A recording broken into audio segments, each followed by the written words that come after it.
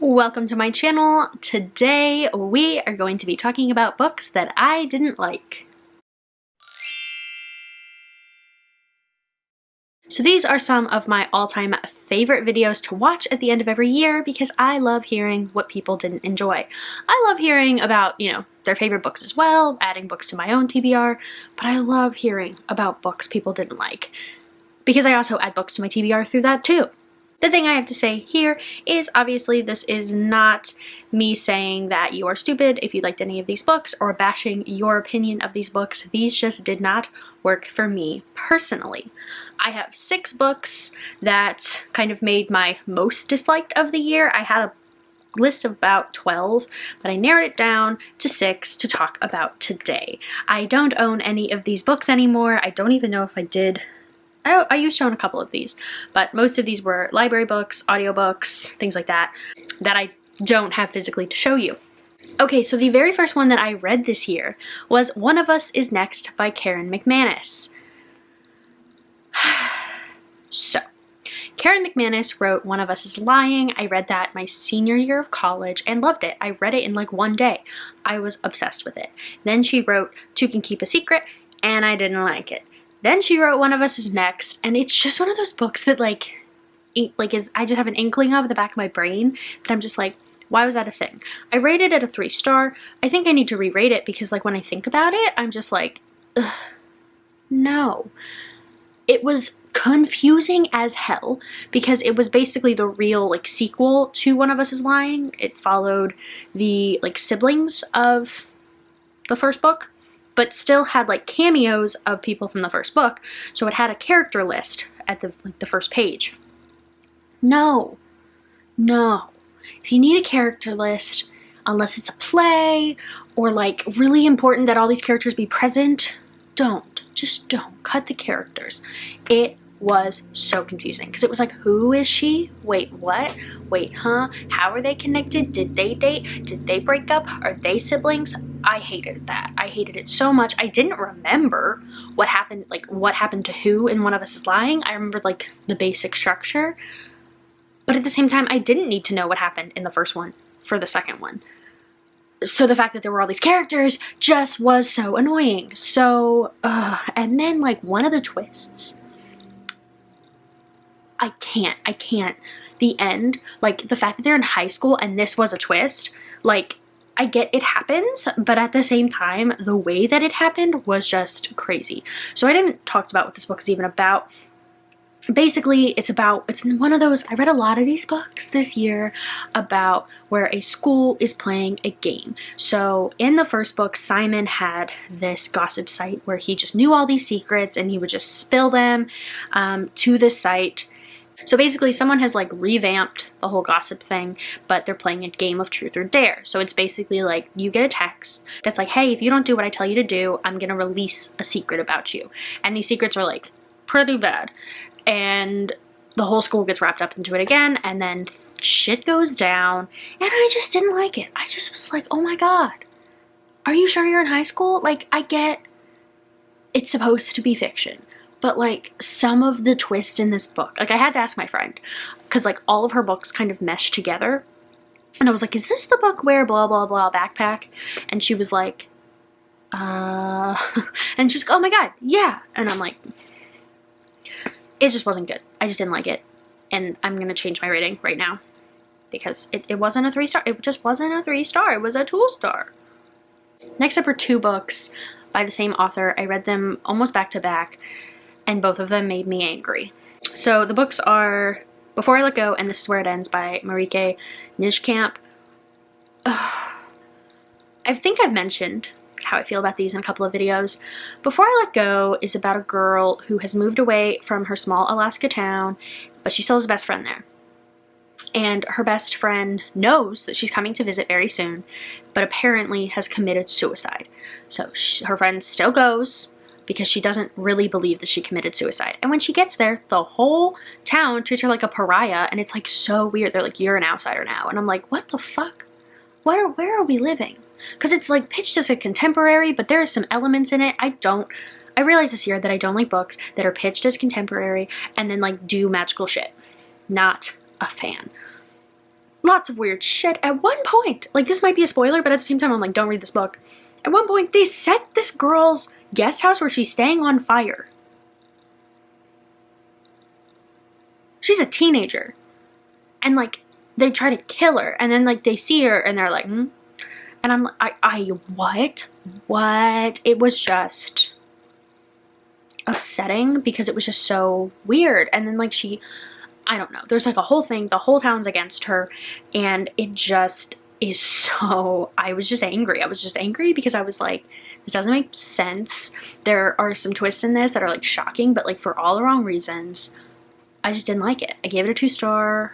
I probably could have given it a 1. I never give 1s, but I feel like if I can't get through it, whenever that book comes, it will be a 1-star, but right now I just give 2s. I just didn't like it at all, and the writing wasn't very good. I didn't like it at all. And then we have This Is Where It Ends, which to me, I don't get it, because so many people when this came out was like, this is the school shooting novel, like this is it. And I feel like it just cheapened school shootings. Like, I just hated the way it was done. I hated just the way things were explained. I hated the ending. I hated just all of it. Like, I hated everything, the way the whole thing was treated. No, I felt like it cheapened it. I've blocked out so much. And I just feel so saddened by it. Like, it just made me really angry, but then also really sad, because it just could have been something so much more. And obviously there's been so many other books since this novel, but like, I remember when this came out and it was like, this is the novel, and it was like, are you sure? Like, this is not good.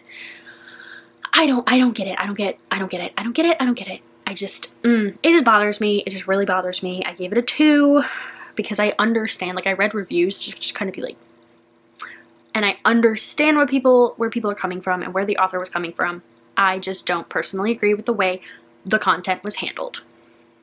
Next up is the book that put me into a horrible reading slump, and that is Zone 1 by Colson Whitehead. This just is not for me. I don't want to talk too much shit because I understand why it could be enjoyable.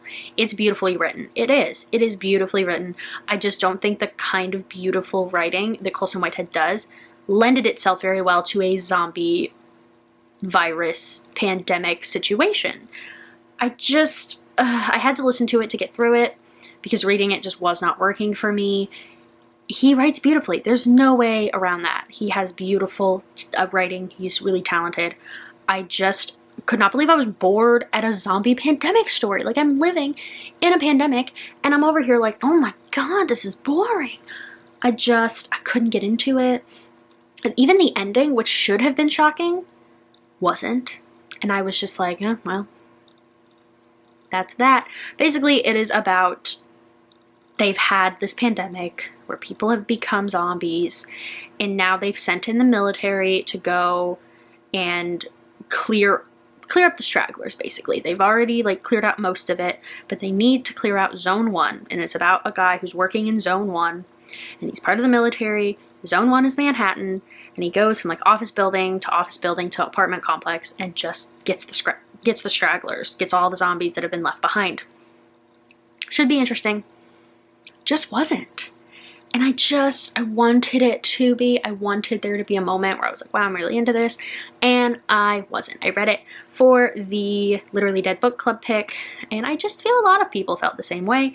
It just wasn't like a horror book. It wasn't scary. Like, it was just kind of like, okay, I feel like the author had a lot to say, but it just wasn't. Wasn't what I wanted at the time, and it sent me into a reading slump. And I had to, like, yank myself out of it because it was just, it was boring. It was really, really boring. So I decided this year to force myself to continue series, which I'm not good at doing. I never continue series. And I did this thing, which I still use and still am planning on using, where I randomly generate a number that corresponds to a series that I've started. And for some reason, this year, the random number generator really, really made me want to continue the Carrie Maniscalco Stalking Jack the Ripper series. And I should have actually been like on the 4th book, but after reading the 2nd one, I couldn't bring myself to read the 3rd one. I probably will eventually, but Hunting Prince Dracula. No. I don't like the writing at all. And I remember with Stalking Jack the Ripper, I liked the story, but I hated the writing, and I really didn't like, what's her name? Audrey Rose? Audrey Rose. And that didn't stop in the 2nd one. The 2nd one was probably worse for me, honestly. I just hated it. They're going to this school that is held in Dracula's castle, or Prince Vlad's castle, and it's for, you know, investigating bodies, which is what she does, which, you know, is cool. But there's also just like all these other things going on, and you don't know who you can trust, and like it sounds interesting. It does. But it's written in a way that I just hated it. I hated it the whole time. I never was enjoying it. The ending, I was like, what the fuck is going on? No, just no. Like even the first one, the ending, I was like, cool. I see it. I understand it. Makes sense. It's crazy, but it makes sense. This one, nope. I couldn't. The writing was just jarring. Audrey Rose is the most annoying character I think I've ever had to read from the perspective of. No. The love story, which I got really into. Stalking Jack the Ripper, there's a scene where in the alleyway. Loved it. There was nothing like that in the 2nd book. I like couldn't get into them. I was like, I want to love you guys. I want to be into you. I want to ship you. I want you guys to be together.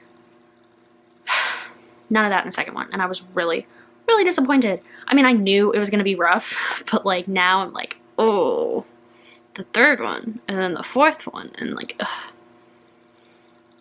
She's just not for me, I don't think. And I feel like this year, like in a year from now, I'm gonna be bitching about the 3rd one because I'm gonna force myself to read it.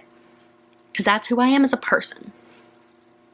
My very last one, I don't think is surprising if you took part in the Literally Dead book club, because it was just the most boring book I read this year, and that is Platform 7 by Louise Dougherty.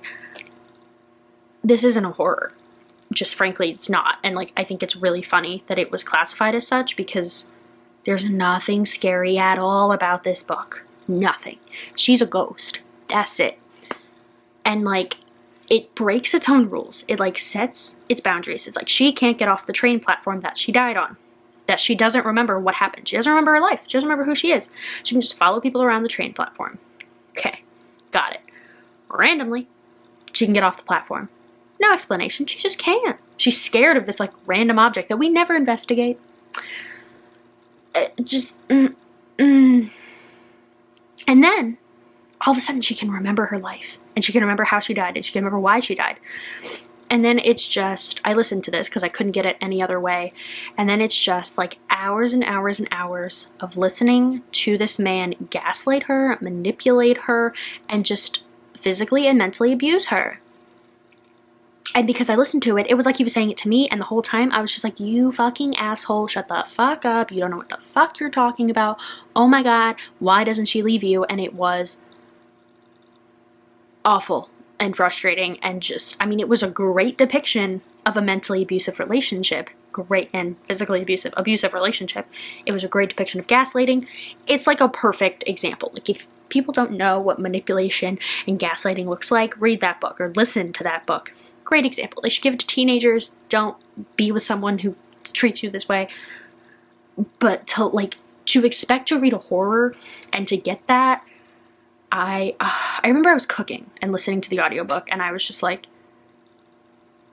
what the fuck is this? I gave it a 2-star because I feel like there was a part of me that was still rooting for the main character, even though, you know, she did.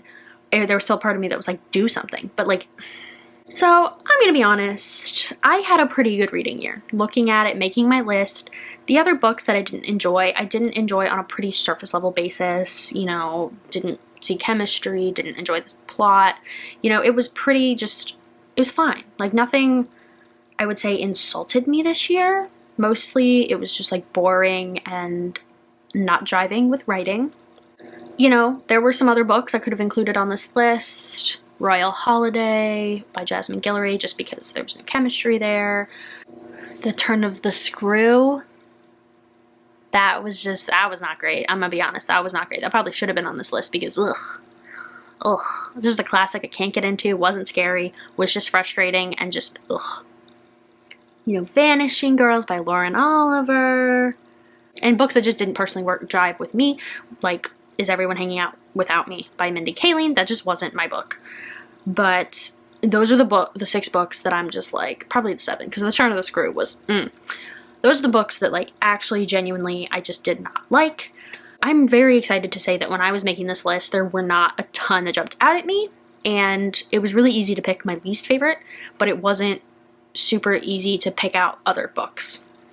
So I'm very happy that this wasn't like a super angry video. I feel like a lot of my dislike of this, my passion and dislike for these books have been blunted over time, which is good. And you know, the fact that it was way harder to pick my favorite books because I had so many of them instead of it's so hard to narrow down my least favorite books is a great feeling. But thank you guys so much for watching. Comment down below your least favorite book of the year. I really want to know. I love knowing things like that. But thank you so much for watching. Comment, like, subscribe, all the normal stuff, and I'll see you really soon. Bye!